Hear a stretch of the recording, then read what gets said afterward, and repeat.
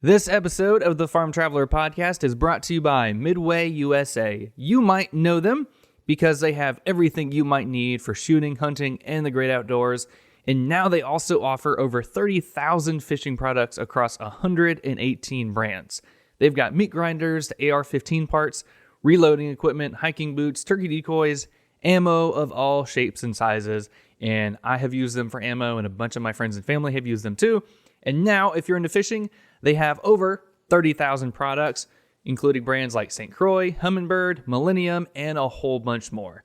And thanks to the Waypoint Outdoor Collective, if you go to midwayusa.com, enter promo code WAYPOINT at checkout, you will get free shipping on your order. Again, that is promo code WAYPOINT. Thanks again for Midway USA for sponsoring this show.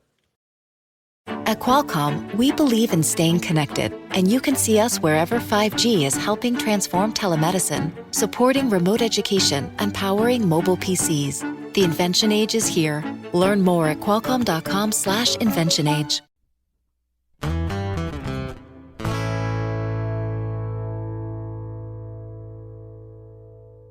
Yeah, there's a thing called the third wave of coffee. Now people are starting to even talk about a fourth wave of coffee. And the first wave was what you're talking about, Folgers and Sanka and all that.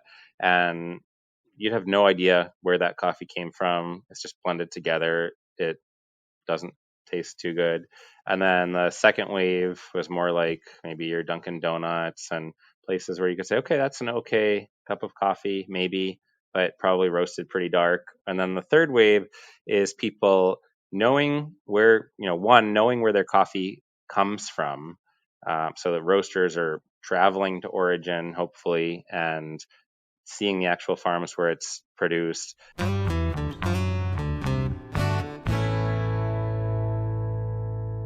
Hello and welcome to episode 73 of the Farm Traveler Podcast. I am your host, Trevor Williams, and today on the show, we are going to learn a thing or two about coffee.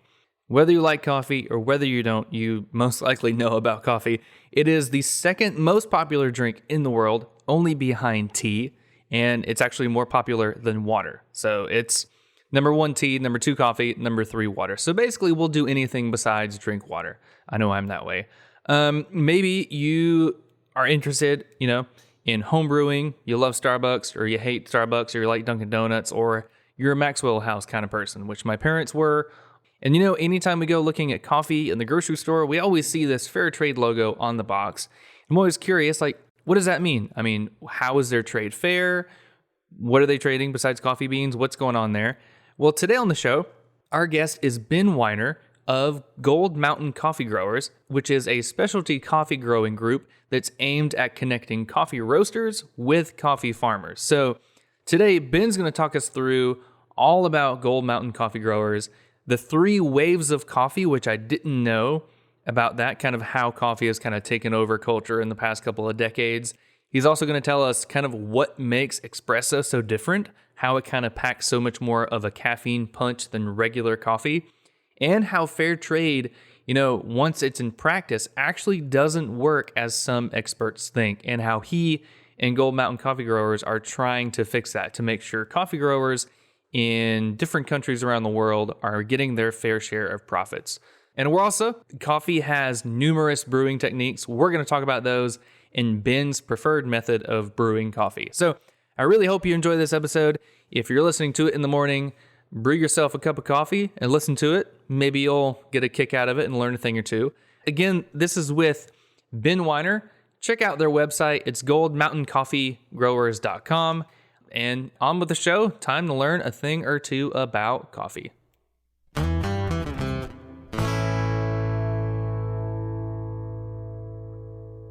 All right. Well, Ben Weiner, welcome to the Farm Traveler Podcast. How are you doing? Great. Thanks for having me. Absolutely. So you are with Gold Mountain Coffee Growers, and you're the chief farmer, the CEO, and I'm excited to talk with you because over the past couple of months, in quarantine, I've developed a love for coffee. So you're the first coffee grower we've had on the show. So awesome. I'm super excited. So kind of talk us through your background, where'd you grow up? How'd you wind up being kind of the man behind Gold Mountain Coffee Growers? Yeah. So I didn't like coffee when I was little. I still remember tasting a coffee that I thought was hot chocolate when I was a kid and spitting it out and having this adverse reaction to it. And now I am a Q grader, which is like a sommelier for wine, but for coffee, and love it. Love tasting different kinds of coffee and varieties. And I got into it when doing my thesis research in Nicaragua around the coffee economy. And I learned that there were huge bottlenecks in the international coffee economy between coffee farmers and roasters and people who enjoy coffee. And farmers and whole communities were really getting a very short end of the stick, a very bad deal, and getting, cents or about 2 or 3 cents of every cup of coffee that you drink was going to the farmer. And so there were just way too many middlemen. So what we did was create Gold Mountain Coffee Growers, a specialty coffee farming group of farmers, to connect us farmers directly with roasters throughout the world. So yeah, yep. That's awesome. So it seems like I know the history of coffee. Like I've kind of watched it, vaguely on Discovery Channel and History Channel and stuff like that. So kind of do you know how coffee was discovered? I mean, it grows in a berry, right? And then you've got to take the seed and then Yep. roast it. So how exactly was it discovered? The legend is that there was this goat herder named Caldi, and that he noticed that some of his goats who were eating these berries had this incredible amount of energy, and that he then tried the berries himself and all of a sudden had this incredible vigor and kick in his step. And so that's the legend, and that it was discovered in Africa, and then eventually it was brought over to other parts of the world, and including eventually to where we are in Nicaragua. So that's the legend anyway. Gotcha. That makes sense. So I think I've heard that coffee is like the third most popular drink in the world behind like water and tea. Is that right? Yeah, and one of the most traded commodities besides oil. And Oh, I can't believe it. it's really unfortunate actually when it's treated as a commodity, because it can be so special when a lot of effort is put into it, like the farmers in our group do. So it's really too bad when it's treated like a commodity that sells for sometimes less than $1 per pound. Oh, gotcha. Yeah, I can imagine. So what's the whole growing process like? Like, how long does it take for a coffee plant to produce the berries, and then how long does it take to take the berries until they're ready to be coffee grounds and in your morning cup of joe? Yeah, imagine that you decide, I want to be a coffee farmer. Maybe you were in the mountains in Nicaragua or wherever it might be along the coffee belt in the world, and you think, I'm going to start planting coffee. Well, you're going to have no income from that coffee for many people think it's 3 years, but the truth is, before it's producing strongly and going to give you an economically viable crop, it's more like 5 years. And so that from when you plant that cherry to when it's about as tall as a human being, that's about 5 years, and then it's going to be producing strongly, but it's going to stop producing strongly just a few more years after that, and then you're going to have to trim it. And all along the way, you need labor, whether it be yourself, your family, or that you're hiring others to help you. You're going to need to be fertilizing. You're going to need to already have the right growing conditions, the right altitude, the right precipitation, and so temperature. So many factors go into it. It's really challenging. Oh, I can imagine. So I know that there's, at least when I was a kid, my parents were very traditional. All they drank was either Folgers or Maxwell House, and that's it. Yeah, I'm sorry And for them. oh yeah, we were in a small town, so we really didn't have like all the choices. But Yeah. I mean, why it seems like in the past 10 years, coffee types and brands and just flavors of coffee have grown Mhm. exponentially. So do you have any like idea as to why that's happened? Yeah, there's a thing called the third wave of coffee. People are starting to even talk about a fourth wave of coffee. And the first wave was what you're talking about, Folgers and Sanka and all that. And you'd have no idea where that coffee came from. It's just blended together. It doesn't taste too good. And then the second wave was more like maybe your Dunkin' Donuts and places where you could say, okay, that's an okay cup of coffee, maybe, but probably roasted pretty dark. And then the third wave is people knowing where, knowing where their coffee comes from. So the roasters are traveling to origin, hopefully, and seeing the actual farms where it's produced, and then having some kind of direct connection with the farmers. And then two, roasting it well, not burning it. And then three, brewing it very well to bring out all the wonderful flavors that are inherent in that bean that they've helped to source, that farmers have worked so hard on. And then the reason is, I think that a few people, started doing that, maybe, counterculture. Originally, Starbucks is part of the second wave, borderline third, but didn't quite get there. And some others started, getting into direct sourcing and showed people just how awesome coffee can taste, kind of like wine. And so some connoisseurs started demanding it, and the demand started picking up kind of in a niche market. And then it's grown to a much bigger specialty market. Gotcha.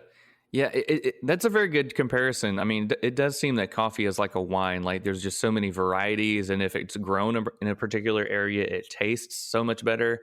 Are there any particular areas around the world that are kind of more famous for their coffee, like Nicaragua or Honduras or somewhere like that? So traditionally, a lot of people have loved coffee from Ethiopia, and some people have loved it from Kenya, from Panama, but it's unfortunate to stereotype an entire origin of coffee as just being good or bad. So, traditionally in Nicaragua, we weren't quite known for having great coffee. And then some international competitions came in, and some people started paying attention to quality. And if you look at the quality of coffee from farmers in our specialty group of farmers, and then you look at coffee from some of our neighbors who haven't planted varieties of coffee, kinds of coffee that taste as great, you're going to notice a huge difference. And then also in the picking, if some of it is picked, for commercial purposes and with no attention to the ripeness level of the coffee, and to not over fermenting it or under fermenting it, and all kinds of other, not sorting out defects at all levels of the game, then you're going to get a drastic difference in quality. So whether you be in Ethiopia or Nicaragua or Panama or Myanmar or somewhere else, you could find incredible high cupping specialty coffee that could be, on the Specialty Coffee Association scale above 90 points, or you could get something that's commercial quality that could be 50, 60, 70 something points. It's more about the care, the variety, the altitude that goes into it. Gotcha. Okay. Also, before I forget, so when it comes to coffee, are you more of a cold brew, pour over, traditional like coffee maker? What is your preferred brewing method for your coffee? I love a lot of different methods. I particularly love pour over because you can get a really nice extraction if we're going to get geeky about it. And so if you think about your French press, and the problem with that is the coffee just sits, even when you press it, the grinds are still touching the water and it gets over extracted and it can taste kind of muddy. Not horrible, a lot better than some other ways of brewing, but not the best. And then if you look at your traditional percolator, problem with that is not all the grinds might even get wet at all. And what's nice with a pour over is that if you do it in a skilled way, which anyone can learn just looking at some YouTubes, then you can get a perfect extraction and bring out really the best in the beans. That doesn't mean I don't love a great espresso where, an expert barista has really dialed it in and pulled an awesome espresso shot. It can be a lot of fun to have a really nice espresso, as long as it's not burnt or underdeveloped or really far off. So, it's, I wouldn't want to just have a pour over every single morning, but if I had to be stuck with one thing, it would probably be a pour over.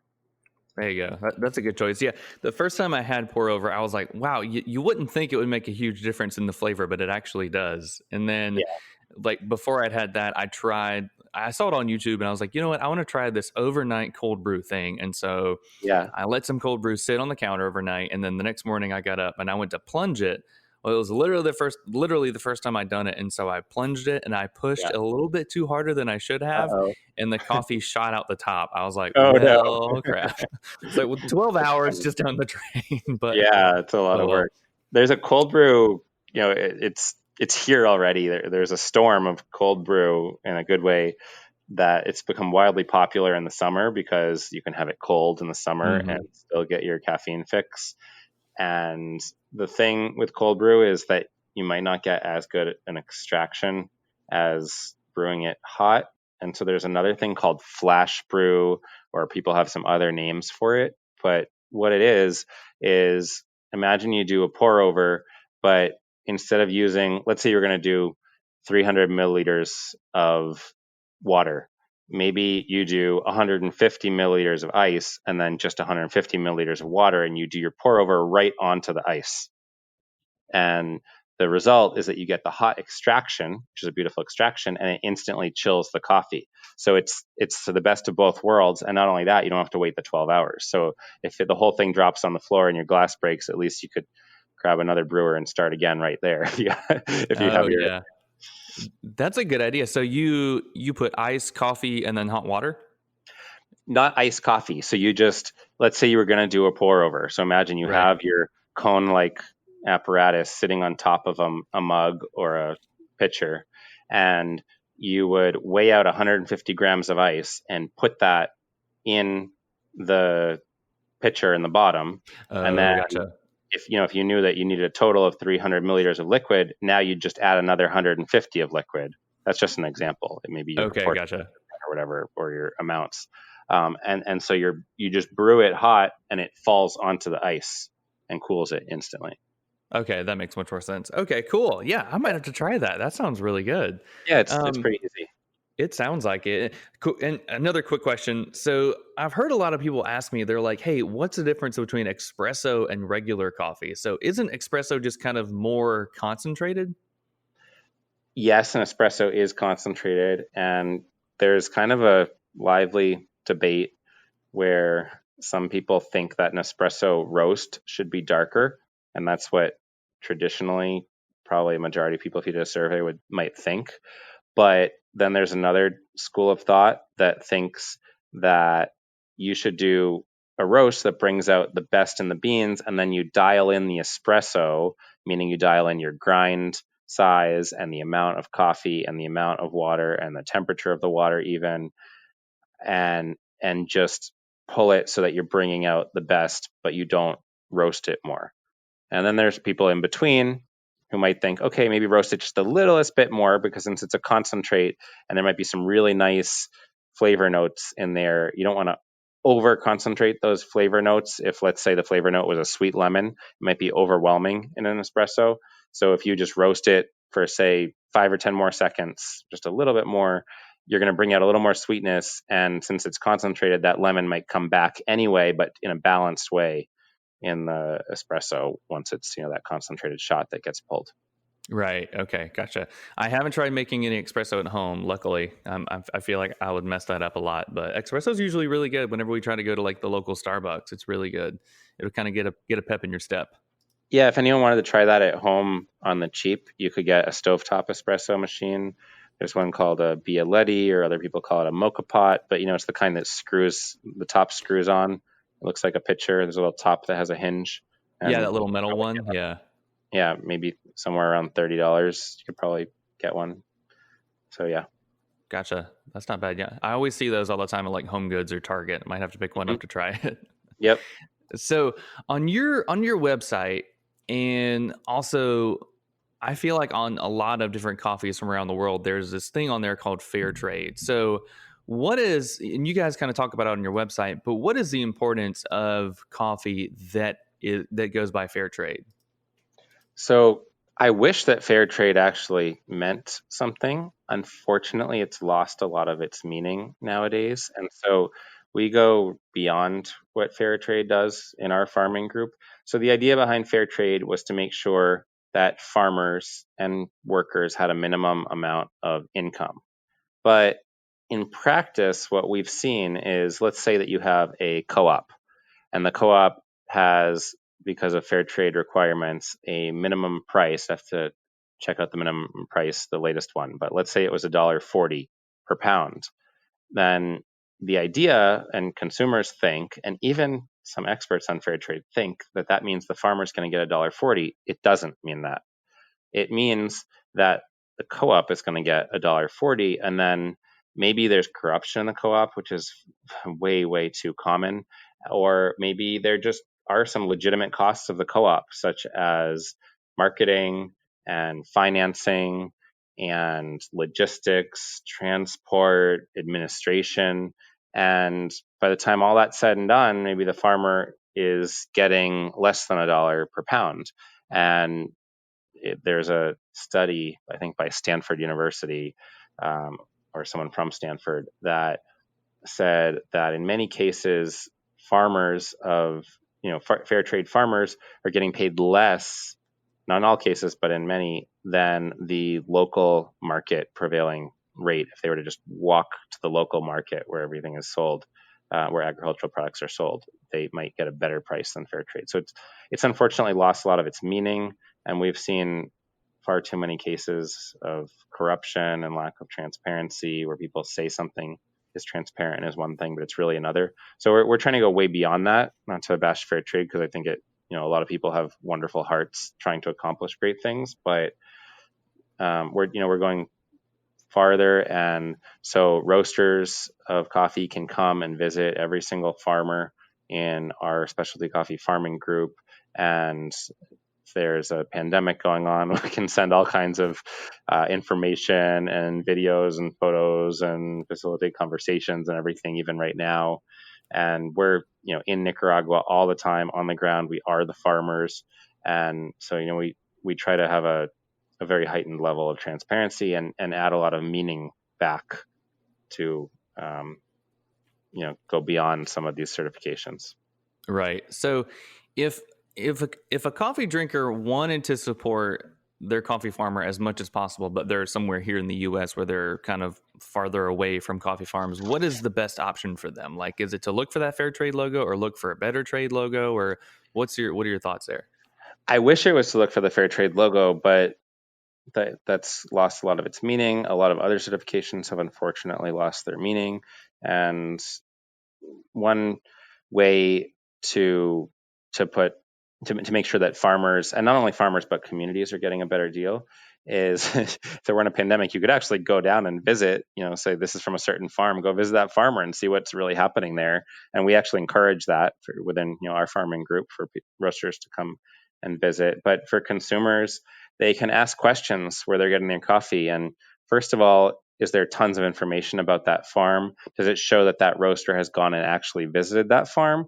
Or did the importer just provide some basic information and they're trying to make it look like there's some direct action going on there, but there really isn't? Just ask a lot of questions.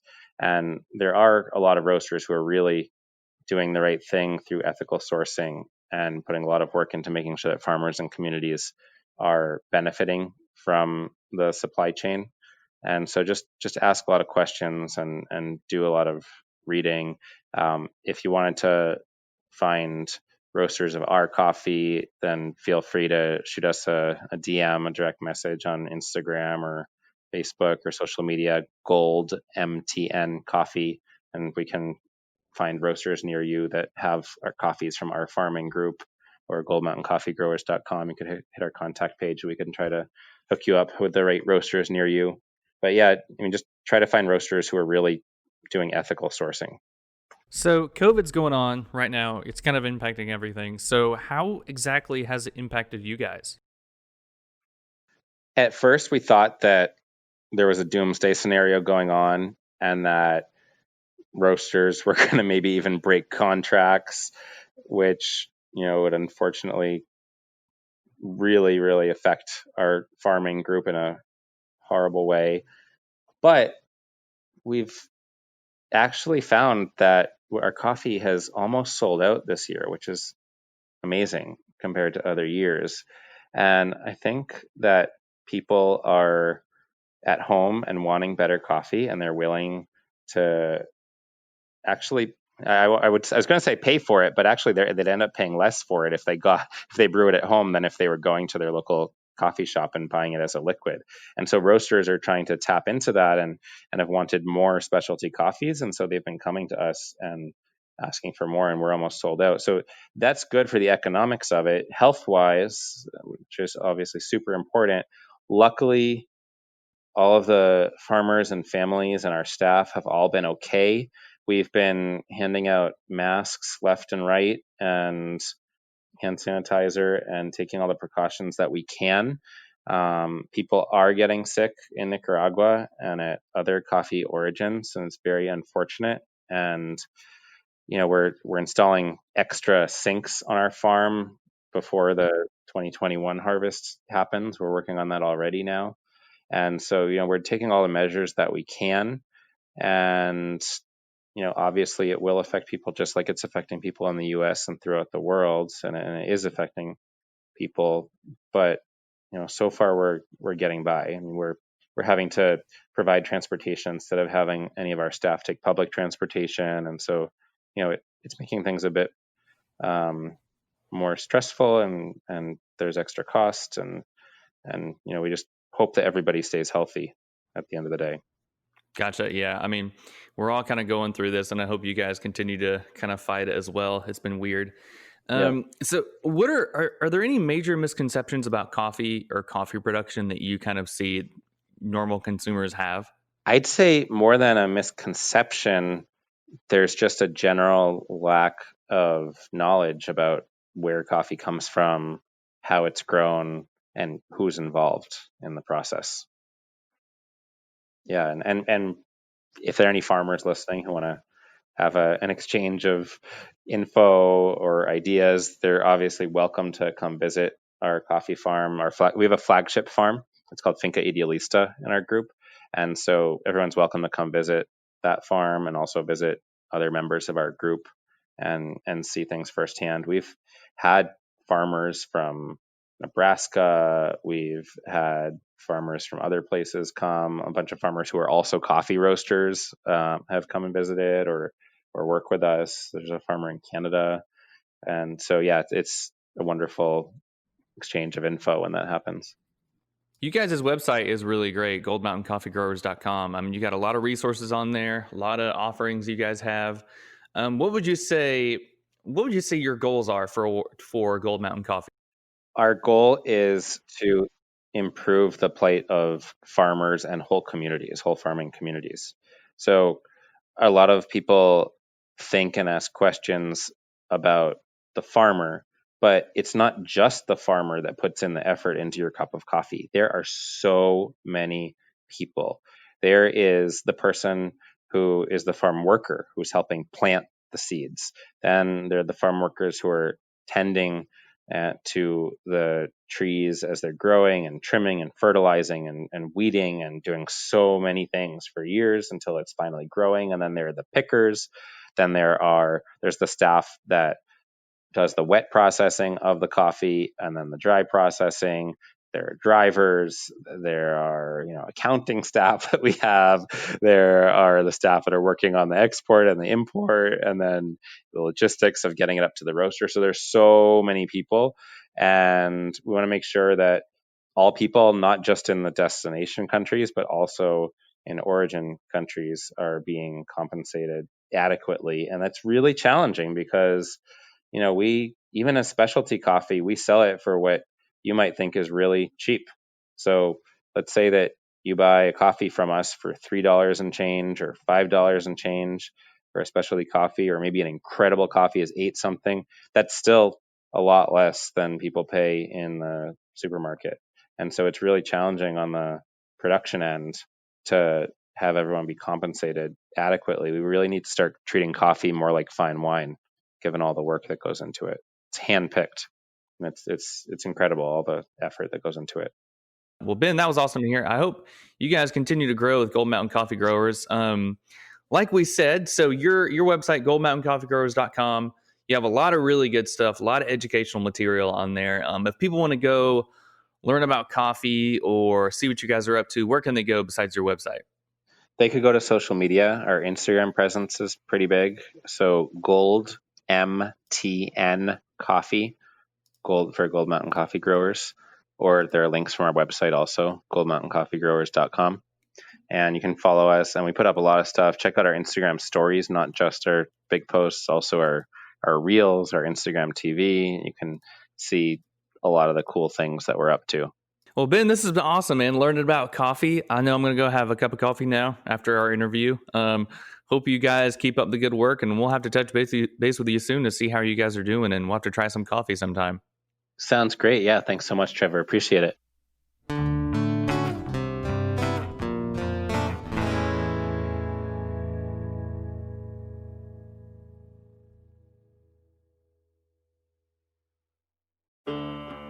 All right, do you want the good news or the bad news first?